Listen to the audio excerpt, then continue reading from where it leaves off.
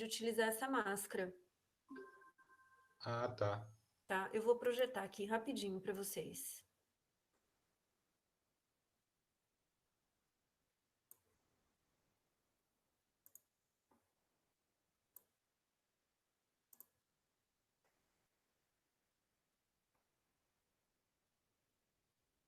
Vocês enxergam, pessoal? É um documento do Word mesmo, que eu vou encaminhar para vocês, ele é um artigo 24.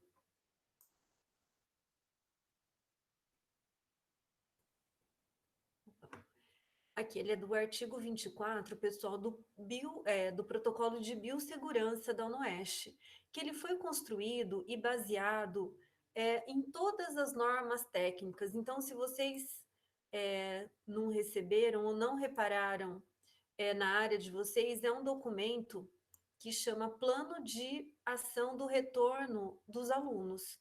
Que esse plano, pessoal, ele foi escrito quando os cursos da saúde puderam voltar, que independente da fase que o Plano São Paulo estava presente, então os cursos de medicina, farmácia, enfermagem, fisioterapia, odonto, fono, terapia ocupacional, nutrição, psicologia, obstetrícia, gerontologia e biomedicina, eles puderam voltar até com 100% dos alunos matriculados.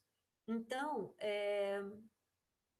esse protocolo, né, ele foi escrito, na verdade, ele foi publicado, né, pelo Ministério da Educação em julho de 2020, que fala sobre as diretrizes do distanciamento social coletivo em ambientes acadêmicos, além de medidas de prevenção. Então, a UnoOeste criou ele baseado nesse protocolo do Ministério da Educação, segundo uma nota técnica pública, também da Anvisa, né, de 24 de junho de 2020, com base em um ofício também do Ministério da Educação, né, de 2020, né, que na verdade é baseado num ofício circular, né, da Subsecretaria de Expansão do Ministério da Economia, que trata das orientações gerais dos trabalhadores. Então, fala que todos os alunos devem adotar medidas de distanciamento interpessoal. Acho que vocês não estão vendo esse documento, né? Deixa eu trocar um documento.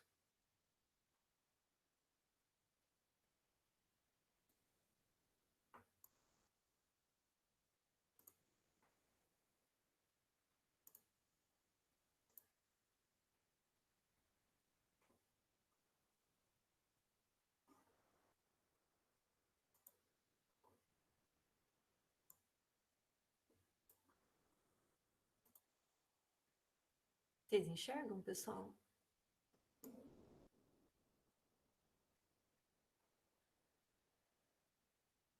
Esse documento do Oeste?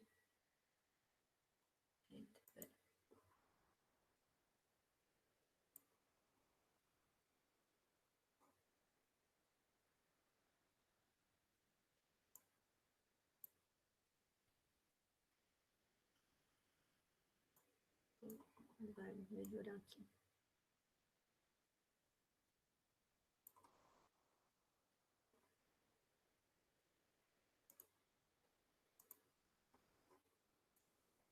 Continua enxergando, pessoal? Alguém responde com voz? Sim, professora. Tá. Dá para ver.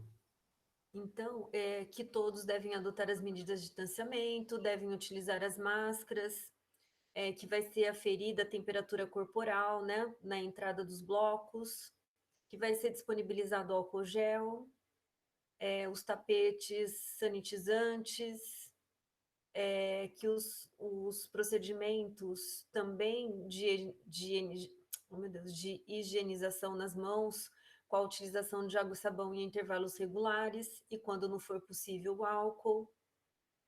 Não compartilhar, pessoal, objeto de uso pessoal, copos, talheres, materiais de escritório, manter o cabelo preso e evitar usar acessórios pessoais, evitar contato mais próximos, como abraços, beijos e aperto de mão, evitar tocar na boca, o nariz e o rosto.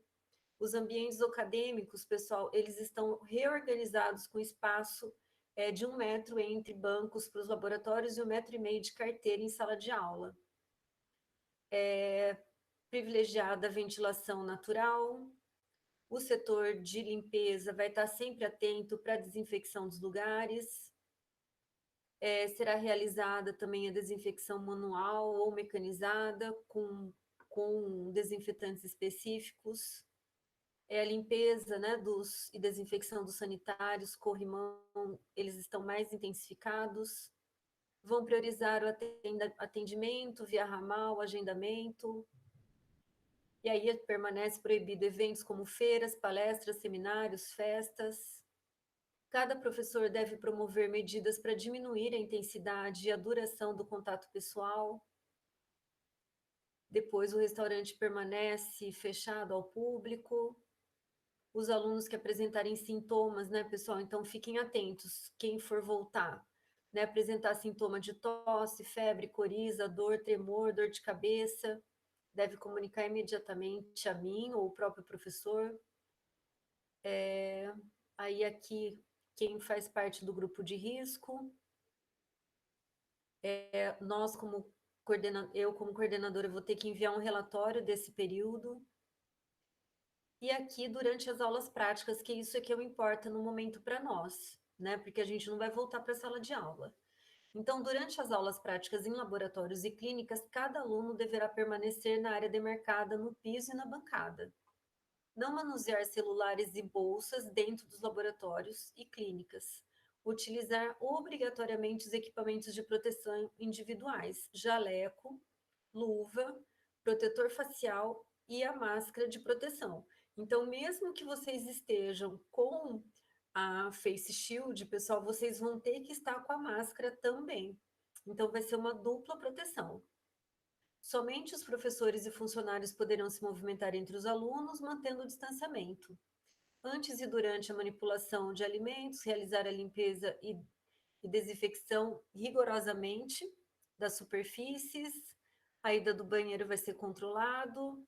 É proibido o uso de adornos, né, que possam acumular sujeira e dificultar o processo de higienização das mãos, né? Então, quanto menos aliança, relógio, pulseira, né, as unhas grandes, respeitar a capacidade das salas, que isso a gente já sabe e vai fazer.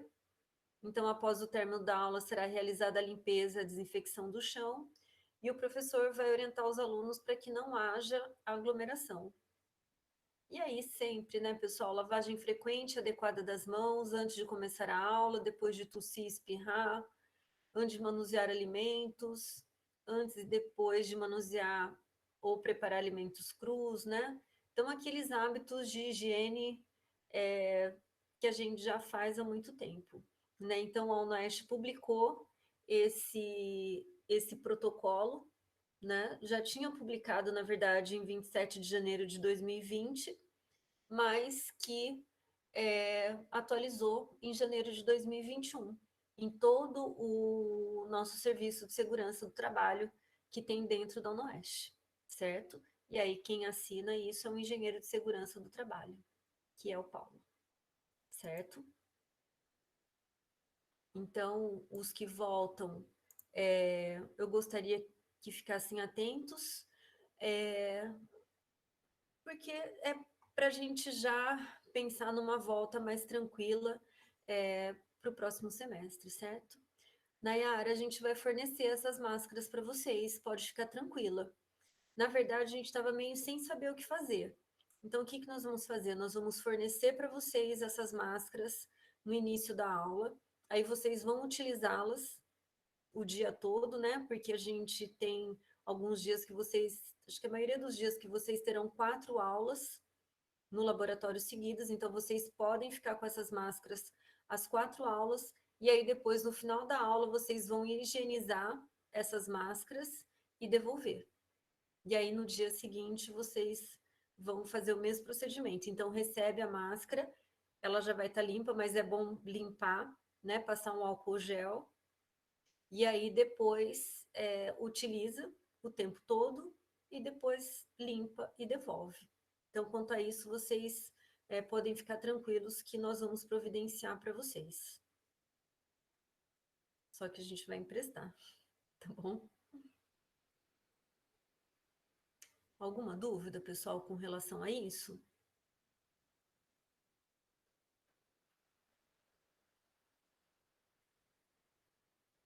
Tranquilo?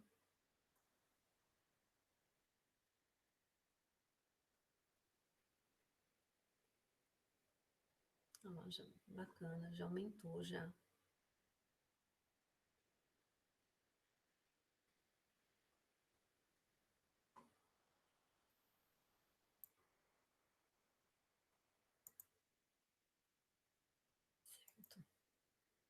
Então tá bom, pessoal. E aí o máximo de cuidado, né? Quem tiver alguma suspeita de gripe, que seja, por favor, não vá, né? E a gente manter o nosso distanciamento, porque a gente vai estar sendo vigiado o tempo todo, né? Eu não sei se eu comentei com vocês que a UnoOeste recebe mais de 80 denúncias por dia no Ministério Público, né? De coisas que as pessoas acham que não está fazendo de uma maneira correta, né? Mas nós acreditamos que esteja, porque isso não é uma coisa que depende só da universidade, mas depende também de né, que estão utilizando os espaços, certo? Alguma dúvida, pessoal, com relação a isso? Então, pessoal, o jaleco, a máscara normal e o protetor facial é de uso obrigatório, mais do que nunca.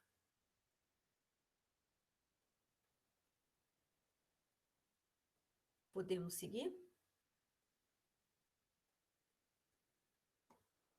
Então, tá bom.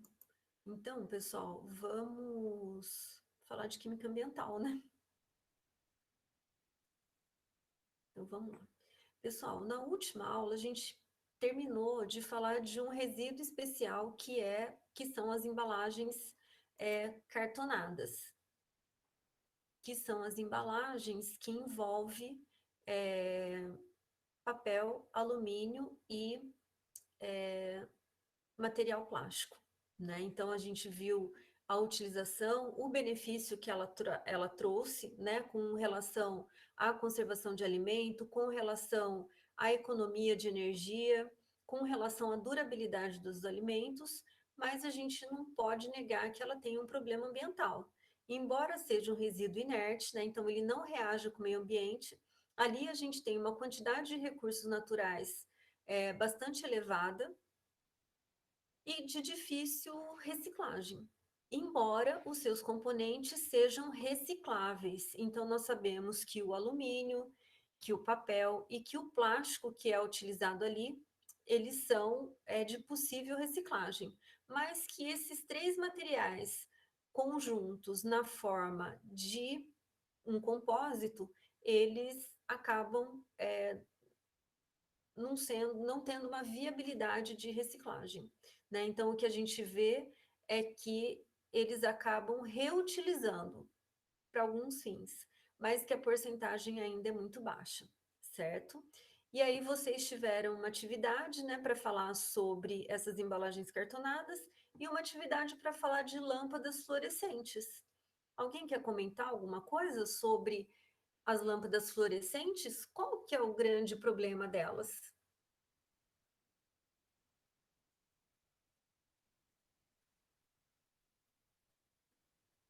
Qual que é o grande problema?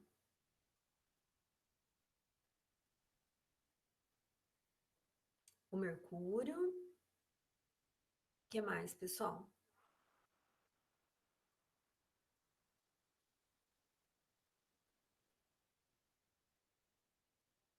Alguém lembra do o descarte? Isso, descarte inadequado, né?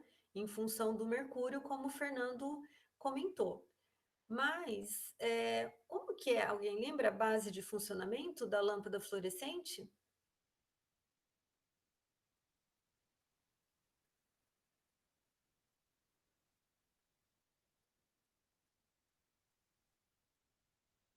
Qual que é a base de funcionamento?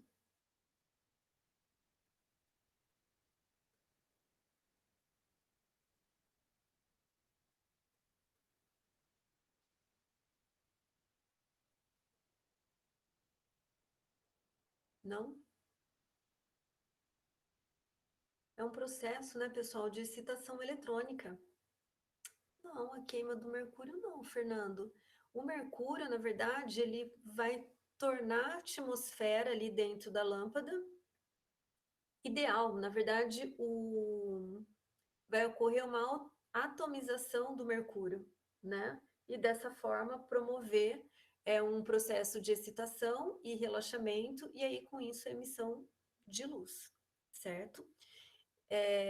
O problema principal mesmo é esse vapor de mercúrio que fica dentro do recipiente da lâmpada.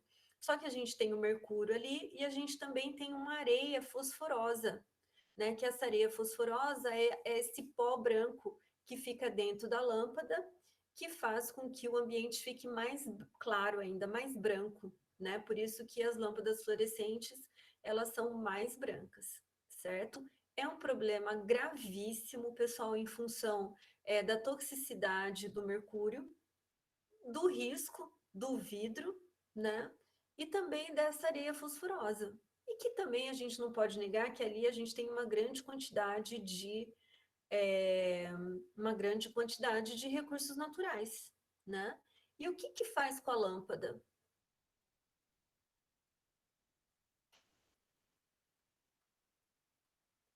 A lâmpada não funciona, funcionou lá pelos seus 5 anos, às vezes até mais, 6 anos, e a gente faz o que com a lâmpada? Pessoal, quem fala que vai quebrar para fazer cerol, fica quietinho, tá? Que ninguém faz isso, né, pessoal? Então faz o que com a lâmpada? Dão risada porque sabe, né? Vidro fininho. O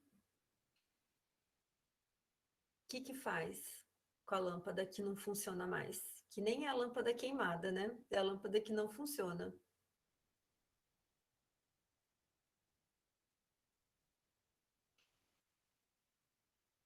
O que que vocês fazem, pessoal? O que que faz na casa de vocês? O certo é levar nos pontos de venda, é isso mesmo. Mas você faz isso, Marcos?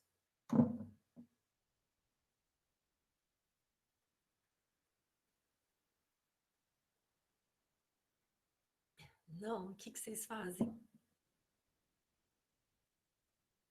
Ai, Jesus. Isso. O ideal, pessoal, é guardar ou levar em algum lugar específico de coleta dessas lâmpadas. Então, tem alguns pontos na cidade que tem depósito de lâmpada, né? Que recolhe lâmpada. Então, o supermercado Açaí, por exemplo, ele recolhe, ele tem um lugar lá que recolhe essas lâmpadas.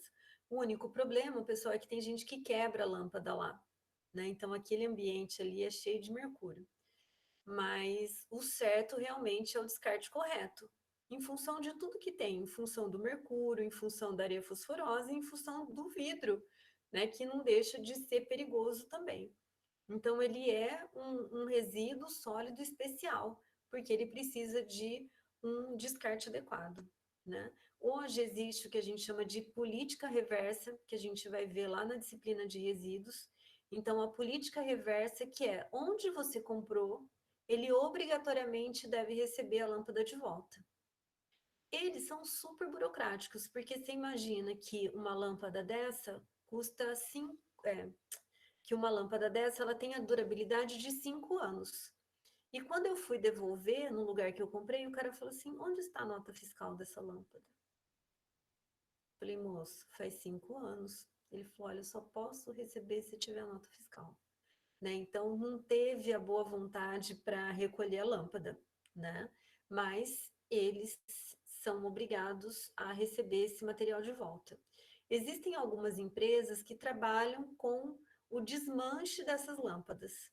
Então, tem uma empresa em Sorocaba que ela tem um sistema de, como se fosse um aspirador de pó de várias vias.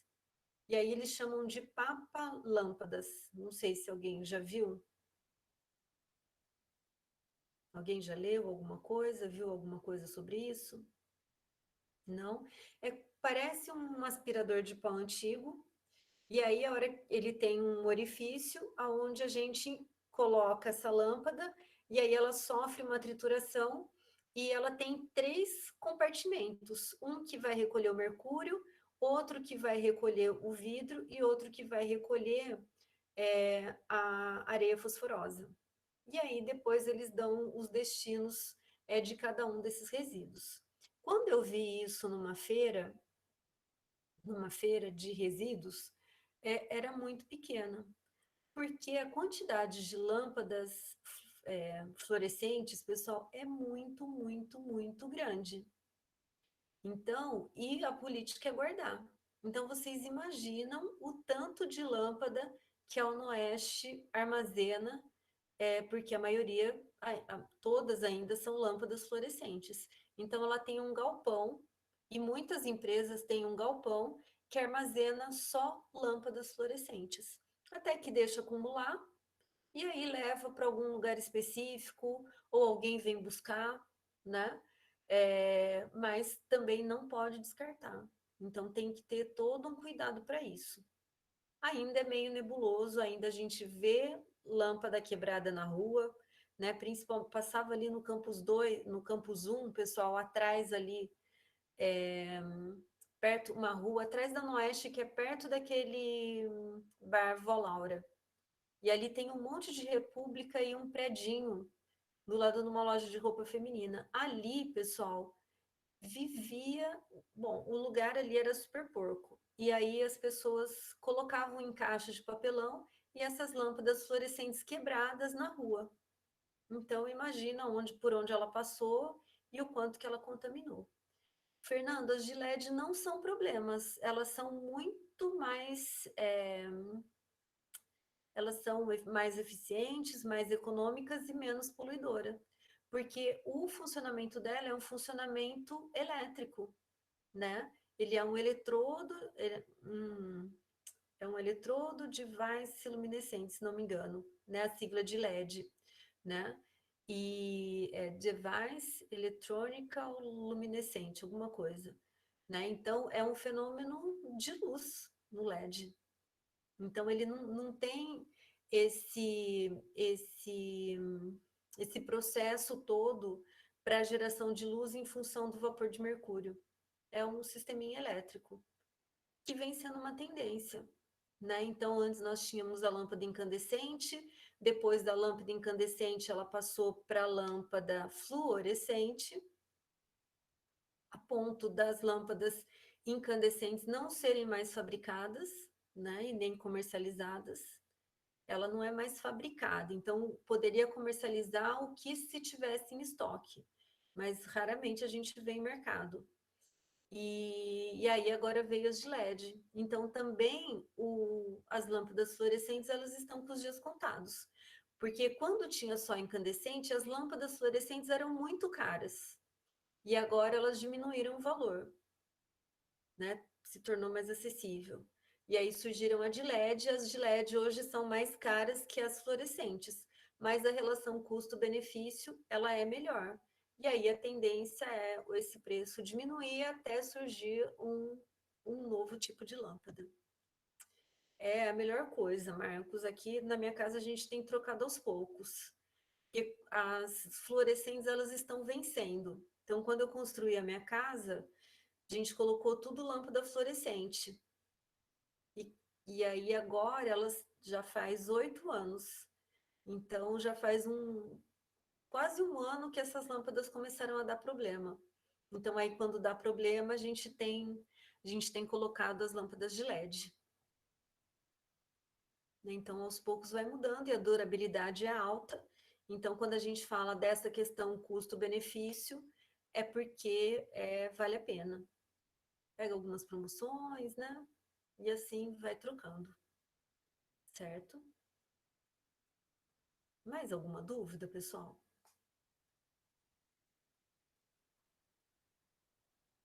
Podemos seguir, então? Bom, então, o que eu gostaria de conversar com vocês, pessoal, é sobre uma generalização de classificação de resíduos.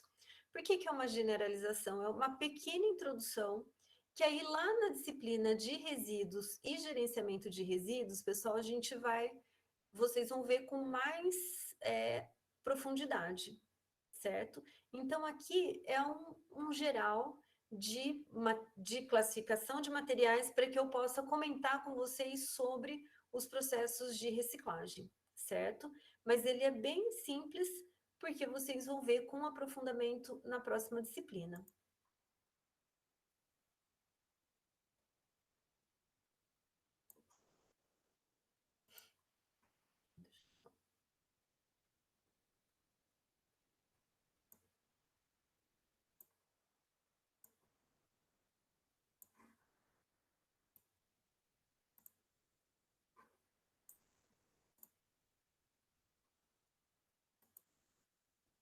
Todo mundo enxerga, pessoal?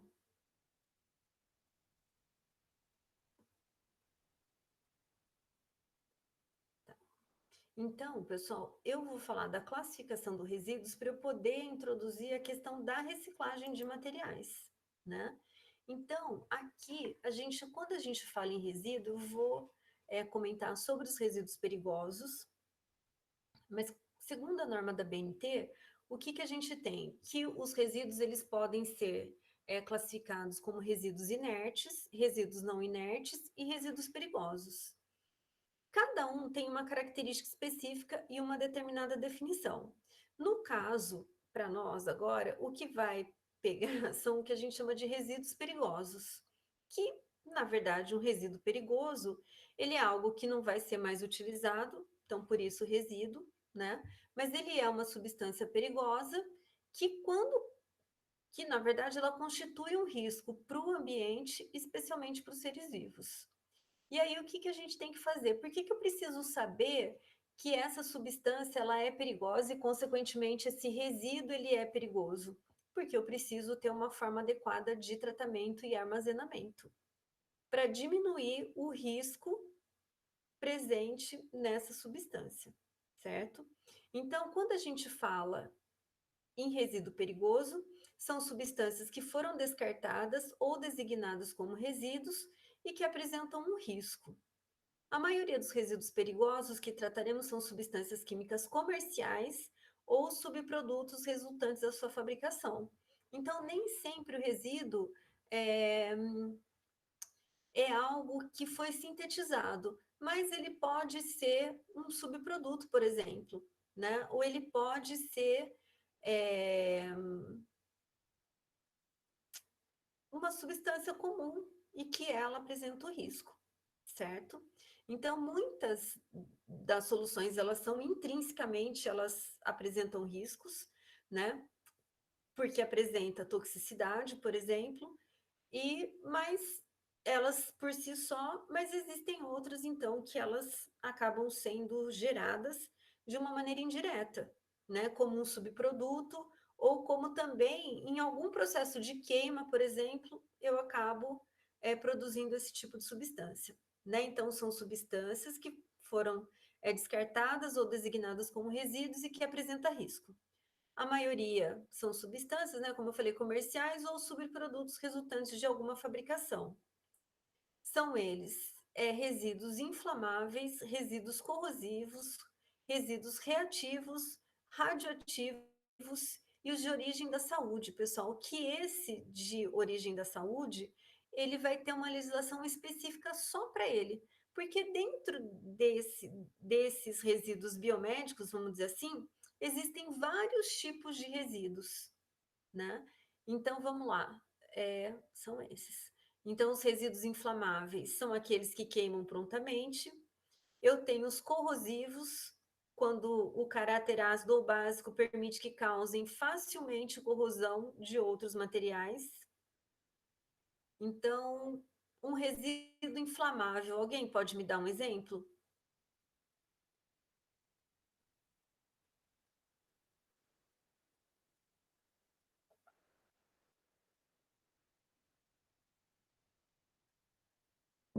Um gás mal armazenado, por exemplo, um cilindro de gás, né?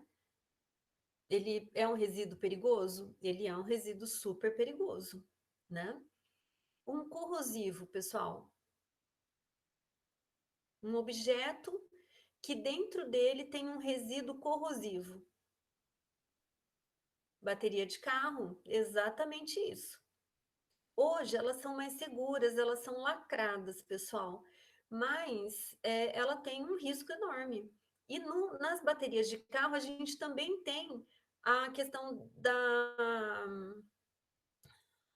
da política reversa, né? Então, onde você comprou o carro, ele fica com a bateria, né? Antes se fazia a besteira de não vou deixar a bateria no lugar. E aí a bateria ficava armazenada na sua casa, né? E aí você faz o que com isso? Porque é um resíduo perigoso, né? Então, a própria loja que vendeu ou que você trocou a bateria, ela já fica com a bateria e ela dá o destino correto para essa bateria, né? Então, ela é um exemplo clássico. E antes, pessoal, as baterias não eram lacradas. E o pessoal andava com bateria velha dentro do carro. E aí, o que acontece? E uma história de família que aconteceu. Meu pai carregou uma bateria velha dentro de um carro nosso. E aí, essa bateria, não sei como que ela tombou. E ela tombou, pessoal, e vazou. E aí, ela corroeu todo o assoalho do carro. A mesma coisa aconteceu com um produto de piscina, que também era corrosivo e aí também corroeu parte do carro, né? Então, às vezes você fala, nossa, mas como que derruba uma bateria? Os acidentes, né? Os acidentes acontecem, né? Então, o perigo do transporte inadequado de um resíduo perigoso, né? Depois, os resíduos reativos, que são materiais que apresentam riscos de explosão, que muitas vezes a gente confunde um pouco os resíduos corrosivos e os resíduos reativos.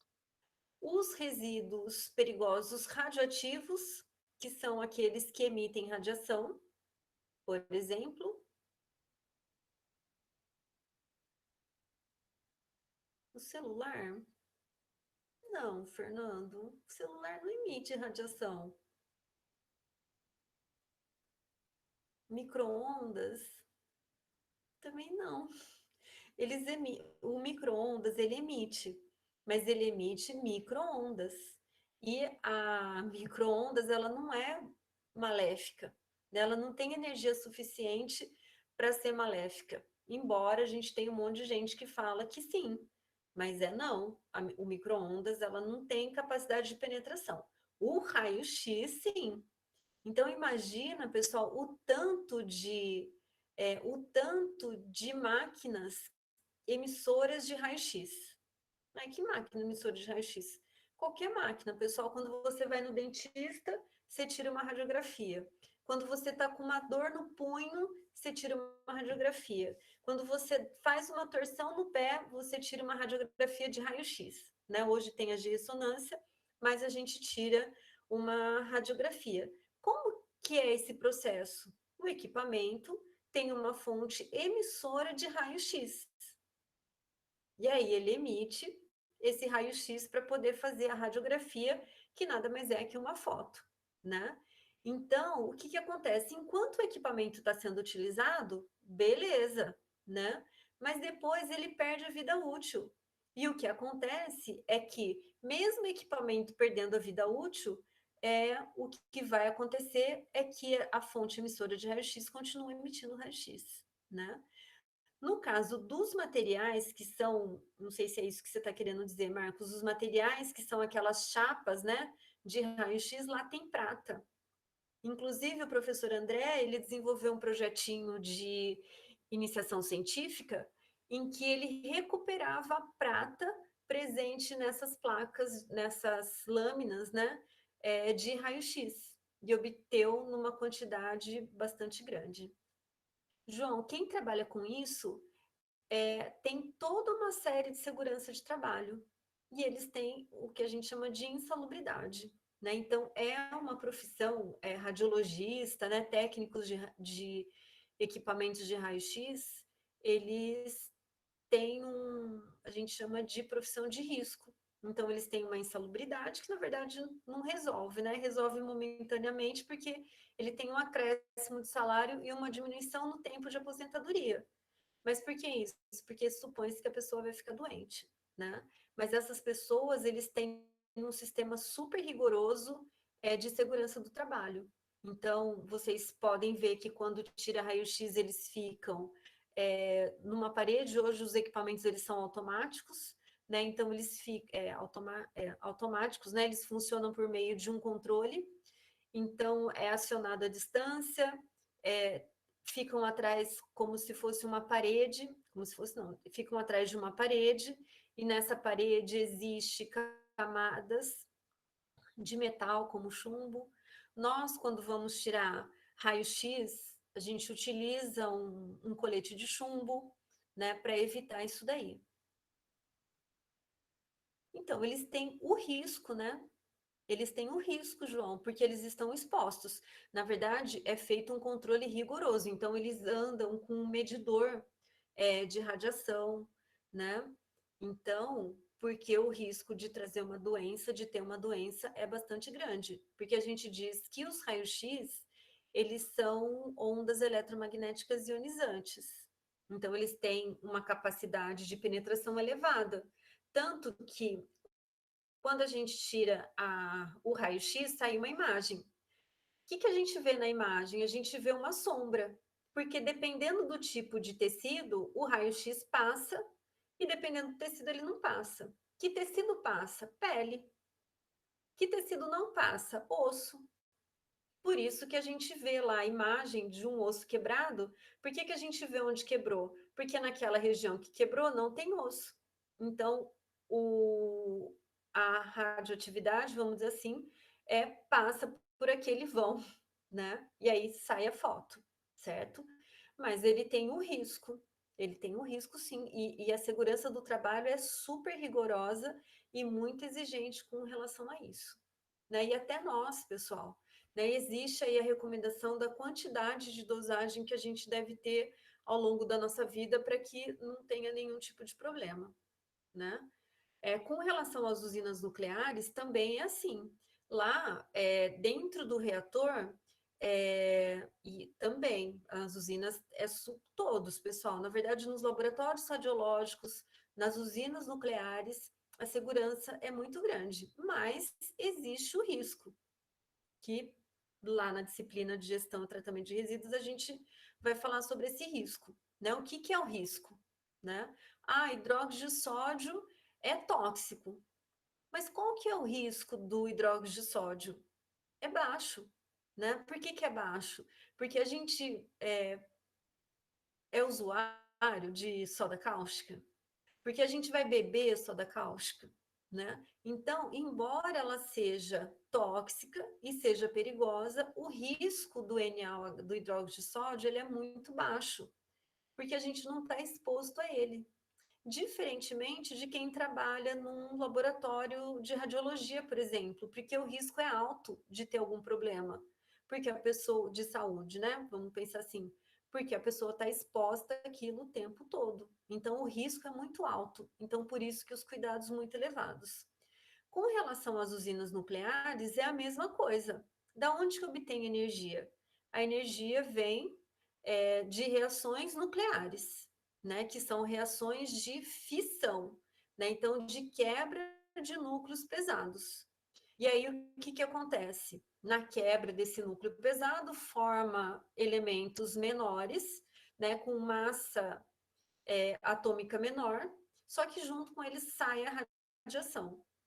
E aí, na forma de energia, que vai esquentar uma água, né? Vai transformar em vapor, esse vapor passa por um trocador de calor e, e assim sucessivamente, né? Então, a energia nuclear, ela é baseada na formação de vapor e ela tem as seguranças, né? No reator, pessoal, a gente tem pastilhas, então são varetas de plutônio ou de alguns átomos fissíveis, né? No que a gente chama de vareta. Então, são pellets em varetas fininhas, e aí esses pellets desses átomos, eles ficam nessas varetas, e aí com isso ocorrem as reações de fissão dentro desse reator. O que acontece é que esses pellets que são fissíveis e que são utilizados como combustível, ele sofre a fissão e ele, com o tempo, e de muito tempo, tá, pessoal? É anos, ele deixa de ser eficiente, mas ele não deixa de ser radioativo. Então, ele não é mais fissível, mas ele continua sendo radioativo. E aí a gente precisa do cuidado do armazenamento desse resíduo, porque ele não é mais eficiente para produzir energia, mas ele continua sendo radioativo, certo? Não é grafite, Fernando. Ele é plutônio, qual que é o outro? É plutônio. O símbolo, pessoal, é W. Não é. Ah, eu não vou lembrar agora. É, o tanque de grafite, eu não sei qual que é o material que é o tanque, Fernando, porque isso tudo fica mergulhado dentro de um tanque de água, e aí depois ele tem várias camisas de refrigeração. Eu tenho uma aula disso, daí eu posso mostrar para vocês na próxima aula como que é o esquema de um reator atômico. Isso, né? Então, só para comentar, com relação ao resíduo das usinas, eles continuam sendo radioativos. E que é o perigo do tanto de equipamento de raio-x que nós temos hoje em dia. Então, basta ver, pessoal, o tanto de laboratórios de imagem que nós temos. E aí, o tanto de equipamento que tem ali, né? Tanto que teve o acidente famoso lá, né? Que completou acho que o ano passado completou, eles, não vou falar que eles comemoraram, né? Mas eles relembraram a data, né? Em função do acidente que foi do Césio 137. Acho que todo mundo já deve ter lido alguma coisa sobre ele. Que, na verdade, foi um equipamento mal armazenado, né? E que isso foi descartado de uma maneira inadequada. E aí a fonte emissora de raio-x era uma fonte de Césio 137, que é um elemento radioativo. E aí isso foi pego e foi levado para uma comunidade, né? E para um bairro da cidade de Goiânia. E aí as pessoas manipularam, brincaram, porque era fluorescente, emitia luz, então passaram no corpo, né? E aí muitas pessoas, algumas morreram no dia, né? E depois muitas morreram ao longo do tempo, né? E aí o bairro ficou estigmatizado, né? As pessoas também, né? Então, um problema gravíssimo. Foi porque entrevistaram os físicos, né? Responsáveis pelo equipamento, entrevistaram, acho que eu lembro, Fernando, entrevistaram o dono dos laboratórios, né? Os descendentes das pessoas que morreram, né? Foi uma matéria bastante grande.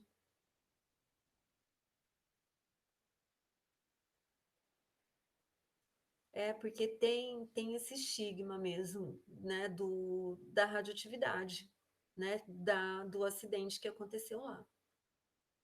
E quem que perguntou aqui?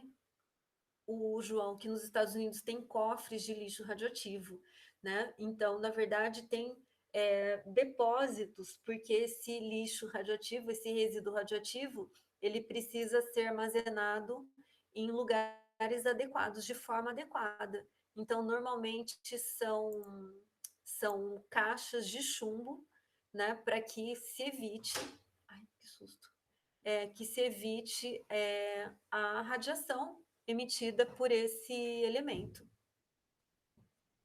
certo?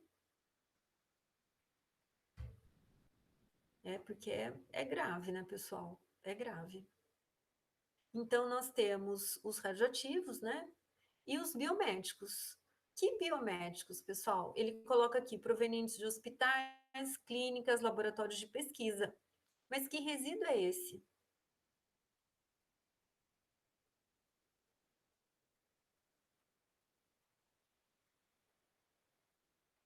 Que resíduo é esse? Resíduo da saúde.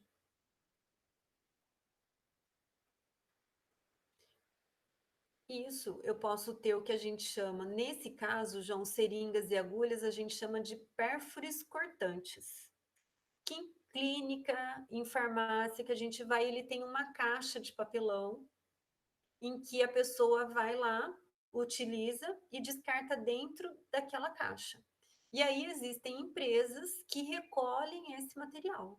E eles é que dão o destino correto para isso, né? Então, dentro dos resíduos biomédicos, existe uma legislação, né? Tudo isso dentro da legislação de normas de armazenamento, de transporte, e que classifica, né? Então, eu tenho a parte de seringa e agulha, o que mais que eu tenho? Que aí, deixa eu só voltar. Então, porque cada um vai ter um tipo de tratamento específico. Então, o que, que a gente faz com seringa e agulha? Ela é descartada dentro de uma caixa de papelão grossa, e aí a empresa que recolhe precisa incinerar esse material. Aqui no Brasil a gente não tem incineração, é raro, né, os processos de incineração. Então o que eles fazem é fazer uma esterilização. Ao Oeste, depois vocês podem perguntar para o professor André, que era do setor dele, ela teve por muitos anos é, esterilização de material hospitalar, porque ela tinha o HR, e aí então ele fazia todo o processamento do lixo do resíduo hospitalar, que é tudo, né? Do HR. Então, a Oeste tem autoclaves que faz a autoclavagem desse material. O que, que é autoclavagem? Desinfetar. Ela coloca isso daí dentro de uma panela de pressão, então alta pressão, alta temperatura, então você promove o processo de esterilização. E é isso, e aí esses resíduos esterilizados, eles são descartados em lugares seguros, né? Então hoje precisa confirmar com o professor André, mas acho que ela terceirizou tudo isso, né? Ou ela faz de algumas clínicas, alguma coisa assim, né? Mas vocês podem perguntar para ele, eu vou perguntar para ele certinho para saber como que está essa situação. Porque como é muito rigoroso, né, tudo isso, porque é muito risco. Então é muito controlado. Então, às vezes compensa mais pagar uma empresa especializada nisso do que a própria empresa tratar, né? Mas a Noeste ela tinha um meio termo, acho que como uma prestação de serviço à cidade, né? Ele fazia essa colaboração de recolher os resíduos de clínicas, de consultórios odontológicos, né? E fazia a esterilização e aí a empresa recolhia, né? Então, a gente tem os pérfures cortantes, que são as seringas e agulhas. Que mais?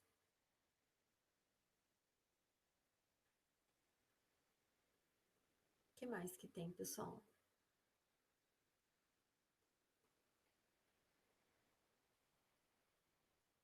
Tem o resto de medicamentos que não são utilizados ou que são descartados indevidamente.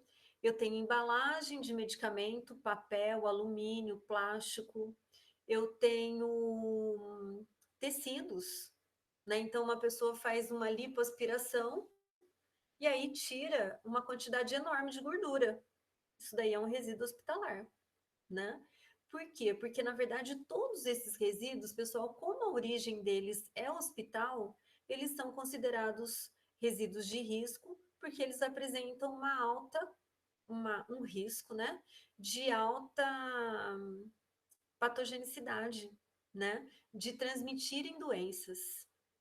Embalagem de amostra de material fisiológico também, né? Então, tudo que tiver a origem hospitalar, ele é considerado como um resíduo hospitalar. E aí apresenta o risco de ser possível contaminante, certo? Então, aí todo um tratamento e cuidado específico para ele.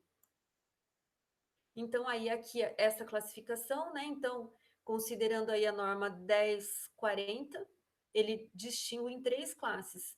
O resíduo de classe 1 ou perigosos, porque a gente vai ver, pessoal, que existem várias classificações. E uma das consideradas é da norma 10.004, que aí ele distingue. Então, só voltando aqui, esse daqui também é uma classificação dos resíduos perigosos, mas a gente vai ver que alguns deles é em função da origem, em função da patogenicidade, em função da possível degradação. E aqui, então, a norma 10.004 distingue esses resíduos como classe 1 ou perigosos, que a gente acabou de falar. Então, ó, são constituídos que isoladamente ou por mistura, em função de suas características de toxicidade, que envolve várias coisas, uma delas é a patogenicidade, a inflamabilidade, a corrosividade, a reatividade, a radioatividade, a patogenicidade em geral, que podem apresentar risco à saúde pública ou efeitos adversos ao meio ambiente, se manuseado ou disposto em, sem os devidos cuidados. Então, para cada tipo de substância perigosa, pessoal, tem toda uma caracterização dela, de transporte, de uso e de armazenamento, né?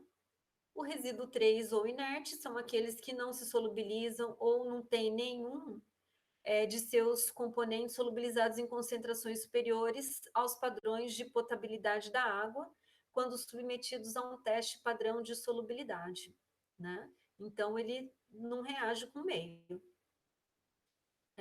Desculpa, pessoal, reage, né? Eles não se solubilizam. Eita, inerte. É isso, que ele realmente não interage, né? Não se solubilizam, não tem nenhum de seus componentes solubilizados em concentrações de água. Então, no caso, quem que tem, que exemplo que eu tenho aqui desse tipo de resíduo inerte? Dos resíduos perigosos a gente já falou, mas quais um exemplo de resíduo inerte?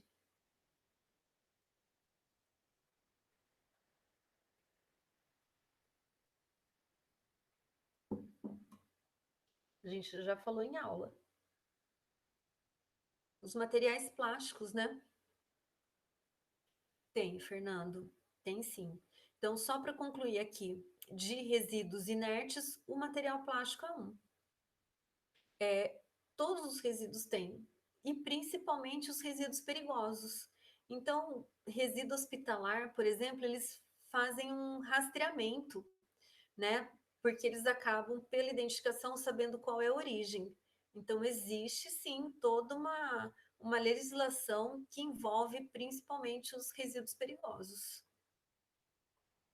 E depois, os resíduos de classe 2 ou não inertes, né, são aqueles que não se enquadram em nenhuma das classes anteriores, né?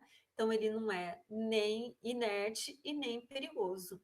Então, as mesmas razões que levaram a definir essas classes têm aconselhado a organizar os serviços públicos, a orientar e educar a população a manusear, acondicionar, coletar, transportar e dispor de maneira diferenciada os resíduos sólidos conforme a classe que se enquadram, que é para isso que a gente classifica as coisas, né? Para que a gente tenha procedimentos adequados no manuseio e no armazenamento.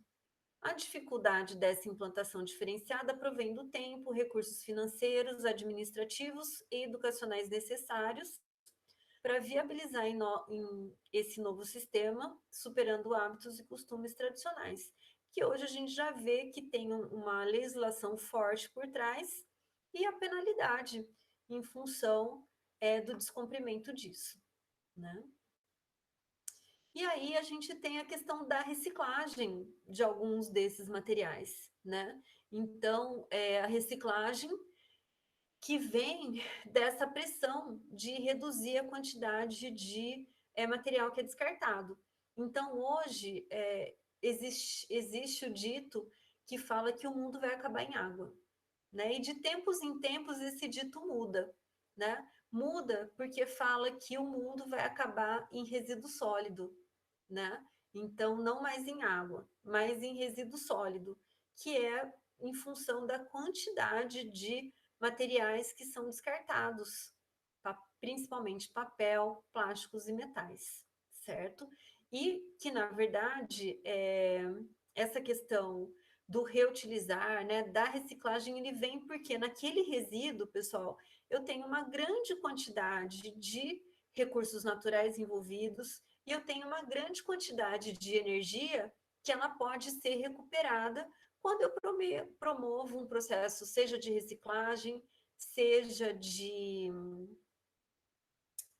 um processo de reciclagem, seja de reutilização, né? E o risco, né, da quantidade. Que filme? O Wall-E? Do que é a história, João?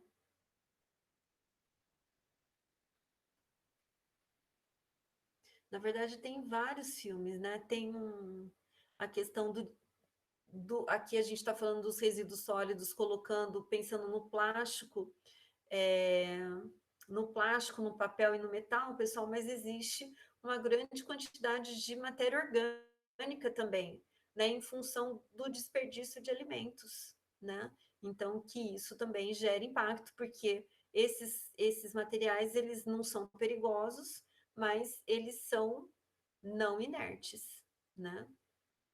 Eu não assisti, eu vou assistir. É antigo? É novo? É documentário ou é história? 2008? É mesmo? Será que eu não assisti? Ah, é legal. Eu vou assistir, então. Bom, então, pessoal, com relação essa questão da reciclagem, é, tem aqui o autor ele coloca que tem uma pressão, né? Mas na verdade tem uma necessidade, né, de reduzir a quantidade de material descartado, porque a gente sabe que o lixo, né, o aterro, ele não é o único uso desses materiais. Então, sempre quando a gente fala em reciclagem, a gente está falando do quê? Da necessidade de conservação de fontes naturais, inclusive energia, porque em todo o processo a gente sabe que tem transformação de matéria e, consequentemente, a utilização é, de energia nesses processos, né? Então, eu tenho o processo de transformação e a energia envolvida. E também a necessidade da redução do volume de material que é disposto nos aterros. Então, por isso que fala sobre a questão de que a gente vai morrer no lixo, né? Porque é inimaginável quando a gente vê o volume de resíduos sólidos que são gerados por nós mesmos, né? E aí existe a filosofia do gerenciamento dos resíduos sólidos, que são os 4 R's, né? Reduzir a quantidade de materiais utilizados, reutilizar materiais, reciclar materiais mediante processos de refabricação e recuperar o conteúdo energético dos materiais caso não possam ser reutilizados ou reciclados, certo? Então aí vem o que a gente chama de 4 R's. Que alguém lembra? Que é reduzir, reutilizar, reciclar e recuperar. Que antes eram 3 R's, né? E aí vem a questão do recuperar esse conteúdo energético envolvido. E aí, cada tipo de material, ele vai ter um tipo de reciclagem específico para ele, né? Então, os materiais que a gente tem pós-consumo mais frequente coletado são papel, que é de jornais e papelão, o alumínio, especialmente de latas, bebidas e embalagens, o aço, também das latas de alimentos e de construção civil, o próprio vidro e o plástico diretamente relacionado com as embalagens. Então, cada um desses materiais, ele tem um processo de reciclagem específico. No caso do alumínio, pessoal, a gente sabe que o alumínio metálico, ele é obtido da bauxita, que a bauxita, ela é o óxido de alumínio e tem outros óxidos metálicos. Quando a gente produz o alumínio metálico, pessoal, a partir da bauxita, 45% da bauxita é resíduo, né? 40, a gente não utiliza resíduo, né? A gente fala que são outros materiais. Então, se eu tiver 1 tonelada de bauxita para produzir alumínio, 45% não vai servir para nada. Só 55% possui o óxido de alumínio que vai poder ser utilizado para produzir o alumínio metálico. Então, é feito um tratamento preliminar, tira as impurezas, porque é minério, né? Então, na verdade, vem, além do minério, vem outras coisas. Aí, com isso, obtém-se o óxido de alumínio, né? Puro. Alumínio, então, é fundida com criolina e o produto resultante é eletrolizado em cubas eletrolíticas apropriadas. Então, lembra que lá na Fisicoquímica 2 que vocês viram os processos eletroquímicos, né? Então, a eletrólise, normalmente os óxidos, de uma maneira geral, para obter o metal, né? Ela passa por eletrólise ígnea, né? Então, na verdade, uma quantidade de energia muito grande para promover os processos de fusão e aí, consequentemente, o processo de redução do metal, né?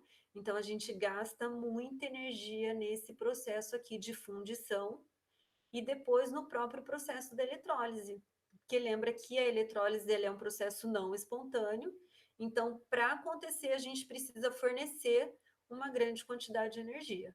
E aí o gasto é absurdo, né? Então, a reação é do alumínio, que sofre a redução, aí o oxigênio do óxido de alumínio, né, vira gás oxigênio, e aí, junto com esse processo aí, a gente tem carvão, né, que produz o monóxido de carbono. Então, como reação global, a gente tem aí o óxido de alumínio, produzindo alumínio metálico e liberando oxigênio, né? E a energia necessária para a redução do metal é suprida na forma de eletricidade e equivale a 25% do custo de produção. Em termos econômicos, justifica-se a reciclagem do metal, né? Por quê, pessoal? Porque todo aquele processo é, da geração do resíduo da bauxita, que 45% vira como se virasse pedra, né? Não vai servir para nada. Então, a gente evita a formação desse resíduo e toda essa quantidade de energia necessária aqui para reduzir o alumínio. Porque no processo de reciclagem, o que, que a gente vai fazer? O alumínio já está na forma de alumínio metálico. Então, o que a gente vai fazer é um processo de fusão para gerar as lâminas, certo? Então, a gente tem, se vocês quiserem, vocês podem até pesquisar para ver o quanto de energia é gasta na produção do alumínio metálico e o quanto de energia que é gasto no processo de reciclagem. Então, aqui ele coloca que a energia, né, para redução é 25% dos custos de produção, mas que quando a gente fala na reciclagem, essa quantidade de energia ela não é utilizada, né? Por isso que reciclar alumínio ele é viável economicamente, né? Reciclar metais de uma maneira geral ele traz viabilidade, porque ele é um produto que tem valor de mercado, né? Ah, mas aí reciclou, não tem problema? Posso usar para o que eu quiser? Posso usar para o que eu quiser, né? Por quê? Porque na verdade ele funde a uma temperatura bastante elevada e aí é feito lâminas, chapas de aço, não, chapas de alumínio, e aí ela tem os mais variados fins, inclusive voltar a ser lata, certo? E aí a gente tem papel, vidro, né? Algumas considerações que eu acho que a gente pode deixar para a próxima aula. Pode ser, pessoal? Que daí tem uns filminhos que eu quero mostrar para vocês. Pode ser assim?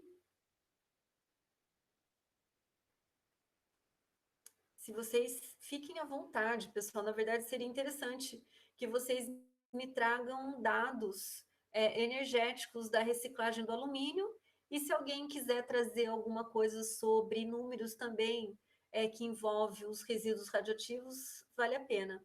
E aí eu mostro, porque vocês vão ver que os dados são assustadores também. O volume de resíduo radioativo gerado é muito, muito grande, né? Então, vale a pena fazer uma pesquisa aí para verificar que esses números realmente são assustadores.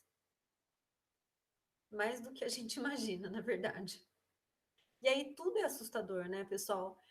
A quantidade de pneu que é produzido, a quantidade de resíduo radioativo que é produzido, a quantidade de alumínio que é consumido e que parte é reciclada, parte não é reciclada, né?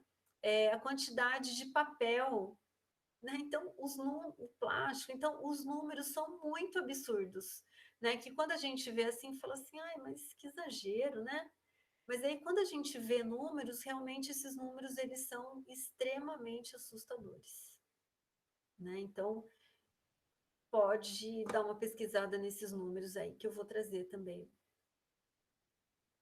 Pneu é muito, Fernando, é uma coisa assim que hora eu acho que a gente vai acabar em água, hora eu acho que é plástico, em hora eu acho que é pneu, né? Porque se for pensar na frota de carros no Brasil, que ainda é um país em desenvolvimento, é muito grande. Agora, você imagina uma frota de carro de um país como os Estados Unidos. É muito, muito, muito, muito, muito, muito, né? E isso se acumula, né? Não degrada, né? Então, ele vai ocupando lugar no espaço. E utilizando recursos naturais também, né? Então, assim, os números são assustadores. Certo? Pessoal, então, pelo jeito, a maioria volta, né, João? Eu não vi se volta com a aula prática.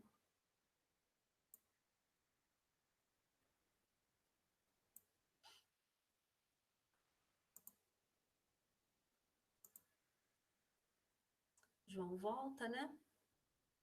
A Elida também volta. Então, vocês vão estar aí numa turminha boa, né? Então, eu peço cuidado para vocês, né, ao retornar, né, que os protocolos aí de biossegurança eles sejam cumpridos, né, com bastante cuidado, né, com bastante zelo. Vocês vão estar em média aí em 6 no laboratório, então acredito que não vai ter problema de espaço, né?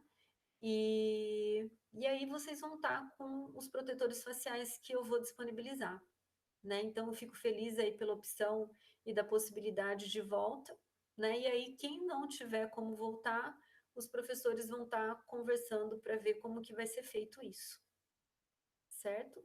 Então, que vocês tenham uma excelente volta, que vocês aproveitem desse momento aí, quase no segundo, nos 45 do segundo tempo, né? Mas é uma oportunidade que a gente viu já de ensaiar essa volta que esperamos que seja mais definitiva no segundo semestre, certo? Então, que dê tudo certo para vocês nessa volta às aulas práticas. E a Camila, se der jeito de voltar, né, se une à turma também, né, Camila?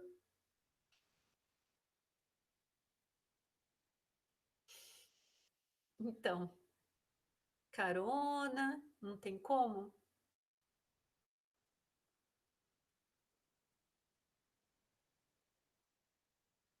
Bom, é que cada um faz o que é possível, só que precisa me avisar por causa das máscaras, né? Por causa dos protetores faciais, não são máscaras, né? As máscaras têm que estar, pessoal, o tempo inteiro, certo? Então, que dê tudo certo com a volta de vocês, né? Amanhã, aula com o professor Vinícius, com o professor André, depois quarta com o professor Diego, e aí assim a gente vai montando e voltando, certo? Então é isso, pessoal. Vou parar a gravação e aí eu tenho como encerrar a aula de hoje. Se alguém quiser falar alguma coisa, eu vou ficar mais um pouquinho aqui.